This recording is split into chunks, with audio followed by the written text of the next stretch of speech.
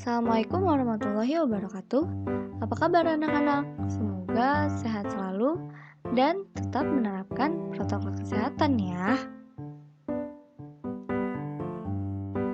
Hari ini kalian akan mempelajari materi selanjutnya di bab 5, yaitu unsur pendukung seni tari. Selain itu, kalian akan ibu beri beberapa contoh keunikan gerak tari tradisi. Unsur pendukung tari. Unsur pendukung tari adalah beberapa elemen yang diperlukan untuk menambah estetika pada setiap pertunjukan tari.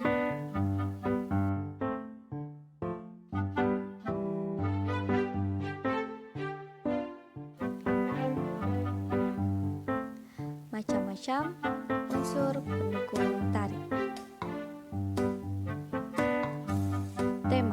Tema merupakan pokok masalah atau subject matter untuk diungkapkan dalam karya seni tari.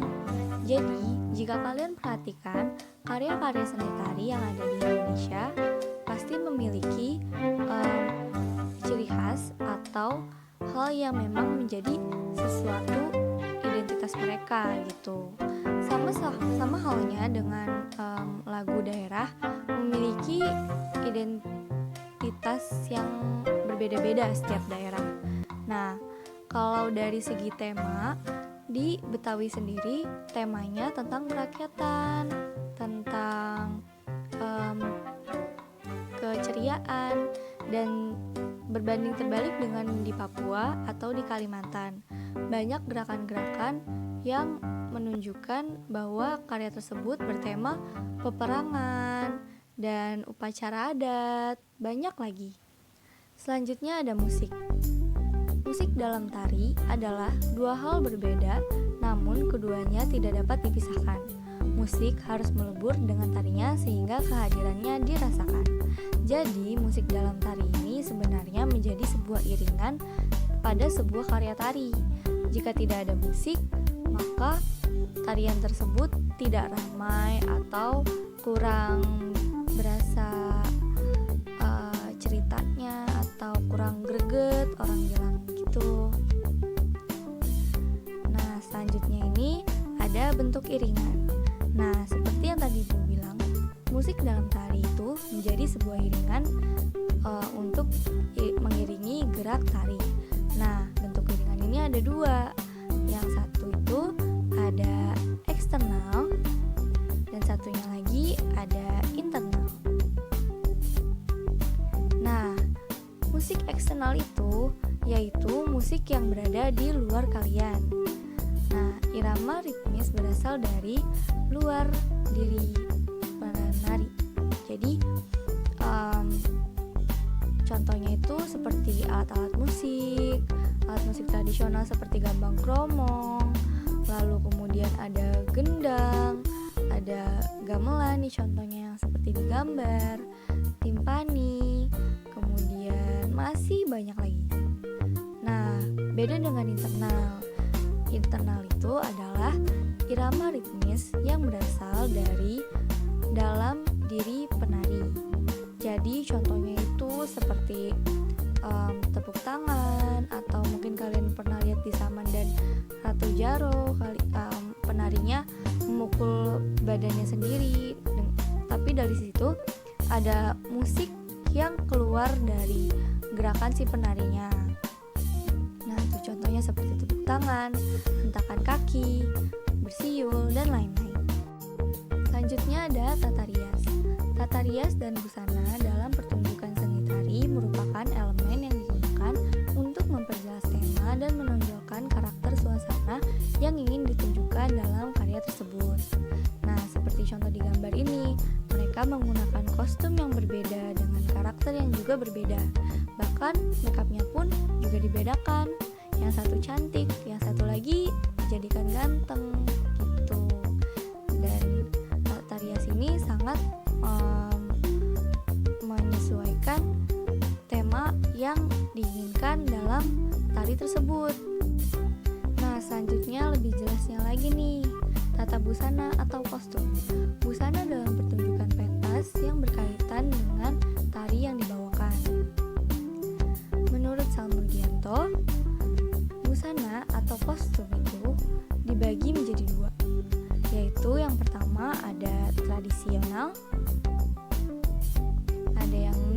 tradisional.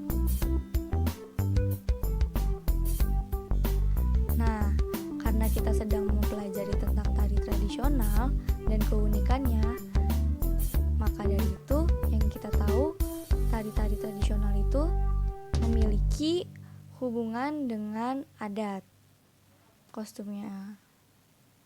Kemudian untuk yang non tradisional,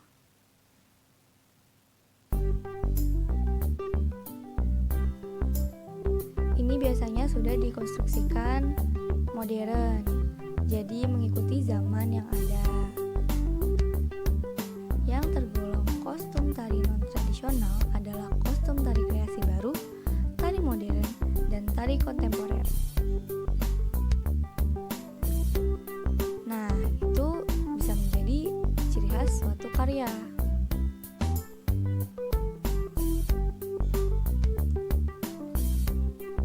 Nanti kalian lebih jelasnya bisa melihat lagi di kelas 9. Selanjutnya ada tata rias atau make up. Nah, tata rias atau make up ini sangat berpengaruh pada pertunjukan seni tari. Kenapa? Karena dengan adanya make up,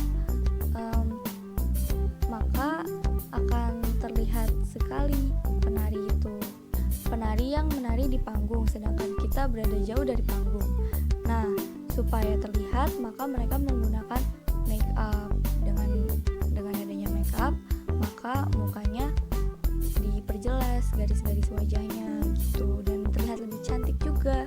Nah, kalau misalkan tata riasnya kalau misalkan temanya itu harus tentang peperangan atau temanya itu tentang yang lain-lain gitu, disesuaikan make upnya. Kalau peperangan, wajahnya ya dibuat menjadi sangar, dan kalau jadi dukun dibuat menjadi menyeramkan, dan lain-lain sesuai kebutuhan. Tapi kebanyakan untuk tari tradisi menggunakan make up yang sederhana, yaitu untuk mempertegas garis-garis di wajah. Selanjutnya ada properti. Properti merupakan suatu perlengkapan yang menunjang karya seni tari dan memiliki keterkaitan terhadap tema dari seni tari itu sendiri. Jadi, properti ini tidak harus digunakan, tetapi ini menjadi sebuah perlengkapan jika memang dibutuhkan pada karya seni tersebut. Ini tergantung lagi kepada temanya. Nah, alat atau benda yang digunakan sebagai pelengkap pementasan tari guna menambah makna dan nilai keindahan gerakan tari yang akan dipentaskan. Ini juga termasuk pengertian dari properti, ya nak. Nah, contohnya itu ada banyak, seperti selendang, dan juga tidak semua karya tari menggunakan properti. Kembali lagi kepada tema masing-masing. Nah, fungsi properti itu adalah yang satu, mendeskripsikan tema tarian. Kedua, memperjelas gerakan dan karakter penari. Ketiga, memperindah gerakan. Keempat, menyiasati pementasan. Nah, contohnya seperti ini nih. Ada kipas, ada topeng, ada tombak, dan masih banyak lagi sebenarnya. Ini hanya beberapa contoh yang Ibu cantumkan pada video kali ini. Nah, jika kalian lihat di sini ada 4 contoh properti. Nah, biasanya setiap daerah itu juga memiliki ciri khasnya, seperti di Betawi, di Sunda kebanyakan mereka menggunakan selendang, di Jawa juga menggunakan selendang. Nah, terus untuk bagian Bali dan Jawa Timur itu menggunakan kipas dan juga selendang. Tapi untuk ke Bali itu lebih banyak menggunakan kipas dibandingkan dengan selendang. Kemudian di bagian Kalimantan dan bagian Papua itu menggunakan tombak, seperti yang kalian lihat pada di kanan bawah itu ada tombak panjang yang digunakan digunakan sebagai properti untuk tari perang. Dan ini ada topeng ini ada banyak sekali versinya gitu. Karena zaman dahulu kita sempat ada percampuran antara Cina juga, ada Jepang juga, dan di Cina itu juga ada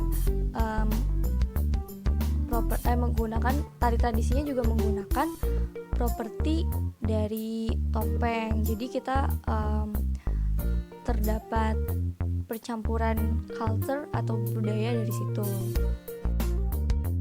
Macam-macam ciri khas gerak tari tradisi. Yang pertama ada gerak tari Betawi.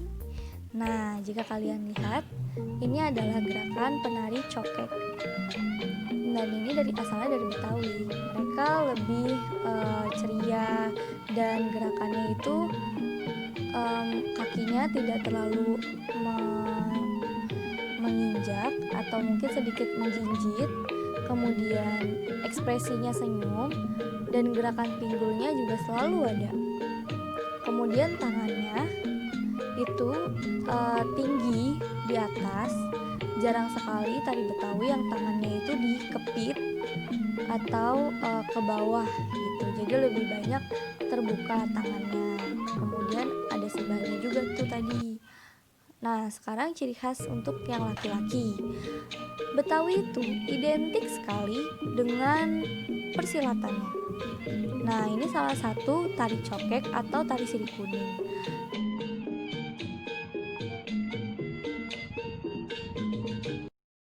Selanjutnya ada ciri khas gerak tari Sunda. Nah, yang ibu masukkan di sini adalah gerak tari Sunda klasik. Jadi Sunda klasik itu maksudnya adalah pada zaman dahulu gitu. Kalau sekarang kan Sunda atau sekarang kalian sudah mendengar jaipongan seperti itu, ronggeng dan lain-lain. Jadi lebih ramai, tapi sebenarnya Sunda itu juga ada lembutnya juga loh. Contohnya itu seperti ini. Nah, ini salah satu tari tradisi, yaitu tari putri dari Sunda klasik. Selanjutnya ada ciri khas gerak tari Papua. Nah, ini salah satu gerakannya ya. Jadi sebenarnya ini bukan sebuah tari tradisi, tapi ibu memberikan contoh gerakan tari dari Papua. Kalau kalian lihat, gerakannya itu seperti sedang memegang tombak. Nah, sekarang tombaknya digeser-geser ke kanan, ke kiri. Nah, itu suatu bentuk konstruksi dari gerak sehari-hari yang mereka lakukan, kemudian diperindah seperti ini. Gitu ya. Selanjutnya ada ciri khas gerak tari Melayu. Nah, tari Melayu ini lebih lembut gerakannya. Temponya pun lebih lambat dan lebih sopan. Jika kalian lihat tuh seperti orang sedang permisi gitu ya. Dan dia hormat. Dan hormat lagi gitu. Lebih sopan, lebih tertutup. Kalau yang Betawi itu jarang ke bawah, kalau Melayu itu jarang ke atas tangannya.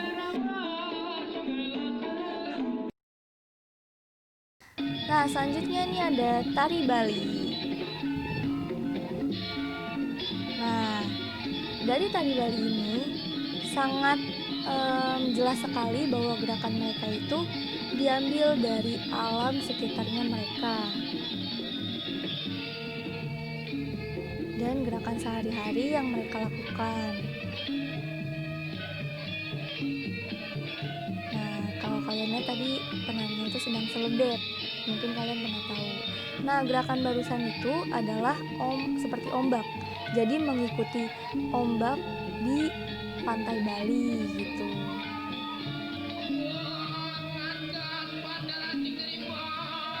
Indah sekali bukan? Dan sangat unik. Setiap daerah memiliki ciri khasnya masing-masing. Keren banget deh. Semoga kalian bisa seperti kakak-kakak ini ya, bisa menari dengan cantik dan juga tepat pada musiknya.